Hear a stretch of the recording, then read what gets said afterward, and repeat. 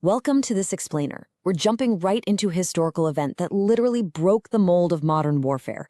It's the winter of 1916, and forget traditional strategy, taking ground, capturing cities. We're looking at something much, much darker. This was a battle engineered to do one thing: systematically bleed a nation white. Welcome to Verdun. 300,000. Just let that number sink in for a second. That is the total number of dead at Verdun. If you break that grim reality down, you're looking at 1,000 lives consumed every single day for nearly 10 months. They called it a meat grinder, and frankly, that's exactly what it was. But how do you even get to a toll that horrifying? Well, it all starts with one incredibly chilling strategy. Which brings us to Section 1, the logic of attrition. So, the core idea of attrition is actually pretty simple, but completely devastating. You just kill the enemy faster than you lose your own troops until their will to fight completely collapses. The German commander Erich von Falkenhayn had this brutal vision. He figured if he threatened a place the French absolutely couldn't afford to lose, the historic, symbolic city of Verdun, they'd have to pour every last soldier into its defense. He wanted to trap them and wear the French army down to total collapse in early 1916. And here is how they did it in Section 2, Clash of Heavy Guns. You've got an unbelievable technological contrast here between the two sides. On the German side, you have the infamous Big Bertha. These things were monsters, 43-ton howitzers firing shells that weighed over a ton. They could punch through 40 feet of solid concrete, and the shockwave alone would shatter windows 2 miles away. But they were a logistical nightmare, needing 240 men just to fire 8 rounds an hour.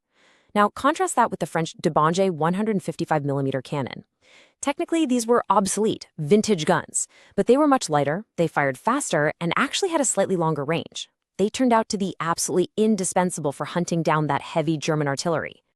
Now imagine the reality for the soldiers on the ground dealing with all that firepower. It was an absolute sensory nightmare. The landscape was completely dominated by high explosives raining down around the clock. Forget traditional trenches. The bombardment literally flattened them. Instead, you've got desperate, exhausted men fighting from the mud of these blasted, interconnected craters. Streams were poisoned, wells were destroyed, sickness was everywhere, and the stench of death just hung over the entire landscape. And look, the horror wasn't just above ground. Take May 8th, for example. In just one localized, tragic nightmare, an underground ammunition store caught fire inside Fort Douaumont, which the Germans had recently captured. The flames just ripped through those claustrophobic tunnels, swallowing nearly 700 men in a matter of seconds. It was a literal hellscape, whether you were on the surface or buried underground. This leads us into Section 3, the sacred way. To survive this kind of apocalyptic punishment, French General Philippe Pétain came up with an incredible system known as Noria, or the water wheel. He knew no human being could endure Verdun indefinitely without just completely breaking down, mentally and physically. So he mandated rapid unit rotation. Basically, 3/4 of the entire French army cycled through the Verdun meat grinder for short, intense stints before being pulled off the line for rest. The Germans didn't do this. They kept their guys on the line for much longer, and it absolutely shattered their morale and their numbers. 15,000 tons. That is how many tons of supplies and how many fresh troops were poured into the battle every single day. This was all thanks to a massive logistical conveyor belt called La Voie Sacrée, the Sacred Way. It was literally a lifeline for the French. Army trucks were passing every few seconds, day and night. And if a truck broke down, it was just shoved right off the road by the 10,000 laborers who were working around the clock to keep that road open. The lifeline could not snap. Which brings us to the summer and Section 4, the tipping point. By June, the Germans are launching these massive sledgehammer attacks right at Fort Fox. And its step-by-step collapse is a perfect, terrifying example of how claustrophobic this battle was. German infantry breached the small valley, forcing 500 French defenders down into the pitch-black tunnels of the fort. So now you have hand-to-hand combat, in the dark, with flamethrowers and gas. Just horrific. Those brave survivors held out for 5 brutal days until they completely ran out of water and finally had to surrender. Things got even worse just weeks later. On June 22nd, the Germans fired 100,000 gas shells at the French batteries at Seville. But they weren't just using standard tear gas anymore. This was phosgene and diphosgene, deadly, choking stuff. The French gas masks barely worked against it. It sank into the ravines, choking artillery crews and totally cutting off resupply lines. The Germans pushed so hard, they got within a mere 4 miles of the city of Verdun itself. It was at this absolute breaking point that General Robert Nivelle, who had taken over command of Verdun, issued his legendary rallying cry, "Ils ne passeront pas," they shall not pass. And they didn't. The French defenders somehow held their ground at Fort Souville. That moment right there was the high watermark of the German advance. If we track the grueling arc of 1916, it starts with that massive February bombardment. But by July, just as Verdun is about to snap, the wider war finally steps in. The British and French launched their massive summer offensive on the Somme. And this was crucial because it forced Germany to pull troops and pressure away from Verdun.